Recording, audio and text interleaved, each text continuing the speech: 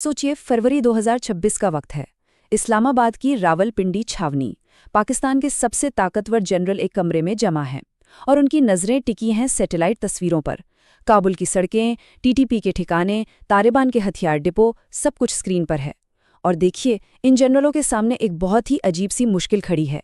जिसे उन्होंने कभी पाला पोसा था, आज उसी को रोकने की नौबत आ गई है।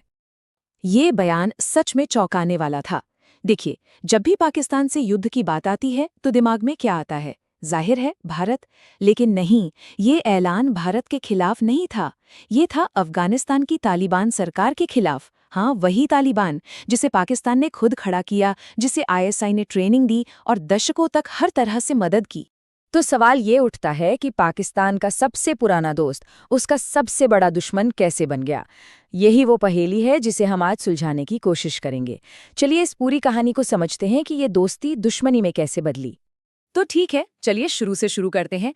इस कहानी की जड़ें हैं 1990 के दशक में, जब पाकिस्तान ने तालिबान को सपोर्ट करने का एक बहुत बड़ा फैसला लिया। लेकिन सवाल है, आखिर क्यों? यही थी पाकिस्तान की पूरी अफगान पॉलिसी की बुनियाद। उनका सोचना बड़ा सिंपल था कि अगर अफगानिस्तान में एक दोस्ताना सरकार होगी, मतलब जो हमारे इशारों पर चले, तो वो भारत के खिलाफ एक तरह का बफर जोन बन जाएगा, एक सुरक्षा कवच। तो ये थे वो कुछ बड़े पड़ाव जिन्होंने पाकिस्तान और अफगान तालिबान के रिश्ते को बनाया। 2021 में तो पाकिस्तान में जश्न का माहौल था। उन्हें लगा कि उनकी कठपुतलियां काबुल की गद्दी पर वापस आ गई हैं। लेकिन वो एक बहुत बड़ी चीज को नजरअंदाज कर रहे थे। और बस यहीं से कहानी में एक जबरदस्त ट्विस्ट आता है। सीन में एंट्री होती है एक नए ग्रुप की, एक ऐसा ग्रुप जो अफगान तालिबान से जुड़ा तो है, पर है बिल्कुल अलग। इसका नाम है तहरीके तालिबान पाकिस्तान, यानी टीटीपी।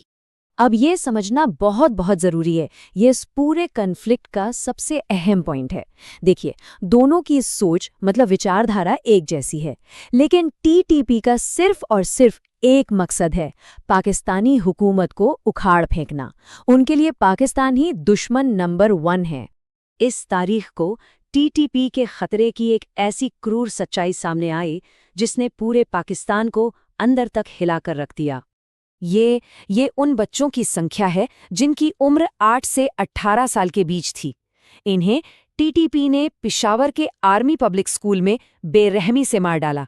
उस हमले में कुल 149 जानें गईं। ये एक ऐसा जख्म है जो शायद कभी नहीं भरेगा। तो संघर्ष की असली जड़ यही है।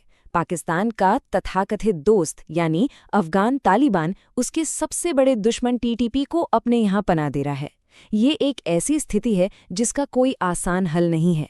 और विडंबना देखिए, जो खेल पाकिस्तान ने अमेरिका के साथ ओसामा बिन लादेन को छुपाकर खेला था, आज वही खेल अफगान तालिबान पाकिस्तान के साथ खेल रहा है। तो चलिए अब आज की स्थिति पर आते हैं। जरा दोनों तरफ की फौजी ताकत को देखते हैं और ये समझने की कोशिश करते हैं कि ये लड़ाई किसी एक नतीजे पर क्यों नहीं पहुंच पा रही है। ये संख्या है पाकिस्तान के एक्टिव मिलिट्री जवानों की। ये दुनिया की सबसे बड़ी और सबसे अच्छी तरह से इक्विप्ड सेनाओं में से एक है। और इसके मुकाबले में तालिबान के पास है करीब 1,72,000 लड़ाके। तो साफ है कि कागज पर तो पाकिस्तान कहीं ज्यादा ताकतवर है। और जब बात आती है पारंपरिक हथियारों की, तो ये फर्क और भी बड़ा हो जाता है, खासकर हवा में। पाकिस्तान के पास 400 से ज्यादा लड़ाकू विमान हैं और तालिबान उनके पास लगभग न के बराबर है। जमीन पर भी हजारों बख्तरबंद गाड़ियों के साथ पाकिस्तान का पड़ला भारी है। लेकिन जैसा कि हम सब जानते हैं, अफगानिस्तान को साम्राज्यों का कब्रिस्तान भी कहा जाता है और यहाँ पारंपरिक ताकत जीत की गारंटी नहीं होती। तालिबान की असली ताकत उनके हथियारों में नहीं, बल्कि उनके लड़ने के तरीके में है। गुरिल्ला वॉरफेयर के वो मास्टर हैं। वो जमीन के चप्पे चप्पे को जानते हैं और उन्होंने कोई छोटी मोटी नहीं, बल्कि दुनिया की 2 सुपर पावर्स सोवियत यूनियन और अमेरिका दोनों को यहाँ मात दी है। ये उनका होम ग्राउंड है। तो कहानी घूम फिरकर वहीं आ जाती है जहाँ से शुरू हुई थी। अब देखते हैं कि कैसे पाकिस्तान की ये पूरी स्ट्रेटेजिक डेप्थ वाली पॉलिसी उन्हीं पर उल्टी पड़ गई। अब जरा इन कदमों पर गौर कीजिए कि कैसे पाकिस्तान का पूरा प्लान चौपट हो गया। एक के बाद एक जो भी उन्होंने किया वो उल्टा ही पड़ता गया। देखिए कैसे। और ये है इस कहानी की सबसे बड़ी विडंबना। जिस तालिबान को बनाया ही गया था भारत के खिलाफ एक हथियार के तौर पर, वही तालिबान आज सीधे नई दिल्ली से व्यापारिक रिश्ते बना रहा है। मतलब पाकिस्तान की 30 साल की मेहनत पूरी तरह से बर्बाद। ये कहावत इस पूरी स्थिति को बिल्कुल सटीक तरीके से बयां करती है। जो आग उन्होंने कभी अपने पड़ोसी के घर में लगाई थी, आज उसकी लपटें खुद उनके अपने घर तक पहुंच चुकी हैं। तो आखिर में ये पूरा मामला बस एक सवाल पर आकर रुक जाता है।